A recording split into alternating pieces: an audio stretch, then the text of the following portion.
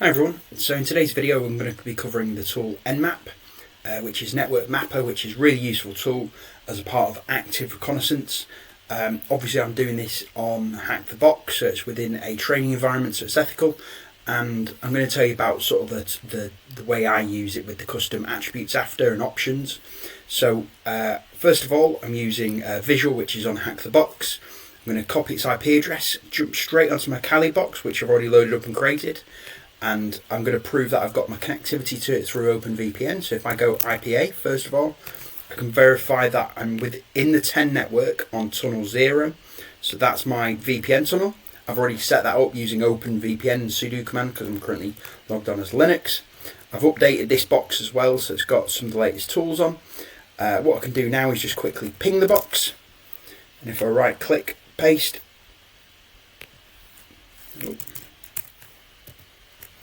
Correction, Control Shift and V paste, so that's within Linux. It's going to constantly ping. I'm going to hurry through this bit just to cover off some of the details that I like about Nmap. So we're pinging it. So now that we've verified our connection to the box using ping, just do that again quickly. So we've got pinged the box, that's fine, we got fully connected, so we don't need to worry about it. Obviously if this was a penetration test, for example, that would be able to be picked up that we are using ICMP packets against a designated IP address. So if it does have endpoint protection on and SNMP traffic and syslog, it would be sending it back to a central scene. So us wanting to be as quiet as possible within the environment generally would be good, but because this is Hack the Box, there's no sort of active defense on this system, so I can be as loud as proud as I want to. And also that's one thing that I'm going to do. So we've connected we've tested our connectivity to the box. Nmap, as I said, is Network Mapper, amazing tool, loads of options. So when I man Nmap, we can see here the options that we're going to be putting, and we can put scan types and target, specified target IP address. So moving down, loads of options that I'm going to do. So actually this is half of the one that I like. Capital A TAC or -T4. So T is the speed you want it doing in, and A is running an OS scan, version scan, as well as does run some default scripts as well. Doesn't run them all because you can add in additional scripts as well. So you can see there what our sort of default command is. And an Nmap does look like this. So this is running it. This Nmap command has been run against that IP address, and then we can see that this is coming up with OpenSSH port 22. So some of the additions that we've got, and it's highly customizable, and I say with any sort of CTF environment or capture flag, you are going to spend about 1/3 to 1/2 of your time doing reconnaissance, whether that's passive or active, and then once you've sort of worked out the different services that are running, trying to enumerate them further using different tools. So obviously those tools thereafter are deciding what sort of services are running. And some of the ones that I use, and we're going to be talking about -SS in a minute, so that's a SYN scan. If you're using the SYN scan, what it is generally a little bit quieter because it's seeking out some of the raw data there. So this is, I'm going to go back to my command line, so press Q. And so I'm going to be running Nmap as sudo.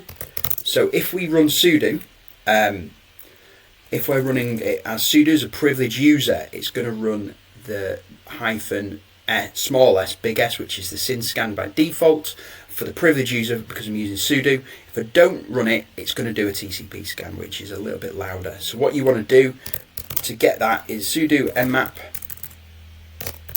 And I don't need to do that because it's already running it. So my favorite command, I'm going to sort of talk about each of the attributes, is -T4, -A, TAC P TAC, or -P-, then go into the IP address, which you can paste back in. So this is saying speed 4, which goes up to 5, which is quite loud, but it's going to work out quicker. -A, which is going to run OS detection and services enumeration, as well as running some default scripts. And this is what's going to make it take its time. This -P-, so this is going to enumerate all against the against all well-known and auto-generated and port numbers effectively. So it's running all ports. So it's running through it. It'll take some time. We are running it a bit quicker, but running it with this -T4 is making it run a little bit louder. But obviously, because there's no defense running, it doesn't really matter. And because I'm using running it sudo, so I'm having to escalate my privileges. So this can run in background. One thing I didn't say is while I'm running this, normally what I'll do is I can split the screen up. So I'm going to split it horizontally. So we can see there, I'm not interfering with the screen above. I'm going to quickly run the same scan, but not with as much detail in. So I'm literally just going to run a bare metal search. So